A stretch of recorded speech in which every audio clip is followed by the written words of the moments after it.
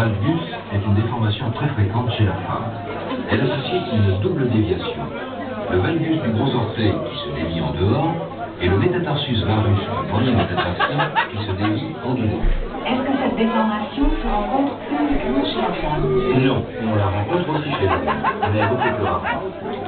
Quand elle existe, il s'agit soit d'un énorme hallux valgus congénital et familial. Le plus souvent, il s'agit d'une déformation peu importante, mais avec arthrose douloureuse et limitation de la mobilité articulaire réalisant ce qu'on appelle l'hallux rigidus. Il existe donc une prédisposition familiale dans la genèse de l'hallux valgus? Certainement. La prédisposition familiale est indiscutable. Parmi les causes favorisantes, certaines sont anatomiques ou constitutionnelles. Ainsi, un gros orteil long se dévie plus facilement qu'un orteil court. Le pied égyptien avec gros orteil long est plus favorable à l'apparition de la déformation que le pied grec, où le deuxième orteil est plus long que le gros orteil, formant une barrière à la déviation en valgus. Par ailleurs, l'existence d'un métatarsus varus congénital ou d'une laxité ligamentaire entre le premier et le deuxième métatarsien favorise l'apparition de la déformation. Quels sont les autres facteurs favorisants?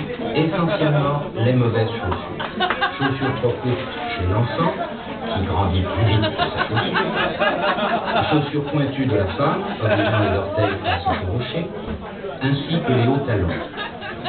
Une fois la déviation amorcée, tous les éléments anatomiques contribuent à l'accentuer. Les tendons extenseurs et fléchisseurs forment la corde de l'arc de la déformation et contribuent à l'exagérer. Le gros orteil se dévie de plus en plus en valgus et tend à tourner sur lui-même. Sa face dorsale a tendance à devenir interne.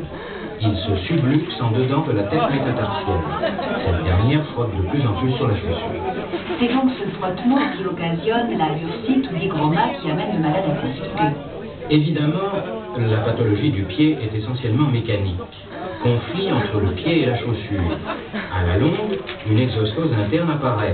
La bursite ou l'hygroma peuvent s'infecter et devenir atrocement douloureux. Comment évolue la déformation? Au printemps ou en automne avec période d'accalmie. Cette déformation du gros orteil peut-elle retentir sur les autres orteils ou sur l'avant-pied? Au printemps ou en automne avec période d'accalmie. Qu'est-ce qui amène le malade à consulter? Avant tout, Que pensez-vous des infiltrations intra-articulaires, de corticoïdes, dans la lutte valgus avec arthrose?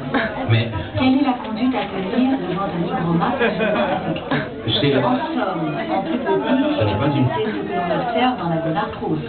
on peut se contenter d'une... Quel est le traitement de la lutte valgus? Évidemment, ce sont les chaussures qui deviennent d'abord arthrosiques. Il est indiqué de pratiquer une vaccination antitétanique de la chaussure. L'incision de chaussure est dangereuse. L'intervention doit se dérouler sous anesthésie générale et garde pneumatique. L'arrêt de travail pour les chaussures est d'environ 6 semaines. En fonction évidemment de la chaussure. On réalise en plus une ostéotomie de la chaussure pour les très gros métatarsus varus. Cette intervention est indiquée dans la majorité des cas. Ce n'est pas une chirurgie difficile, mais les petits détails, souvent ignorés, sont indispensables à la chaussure.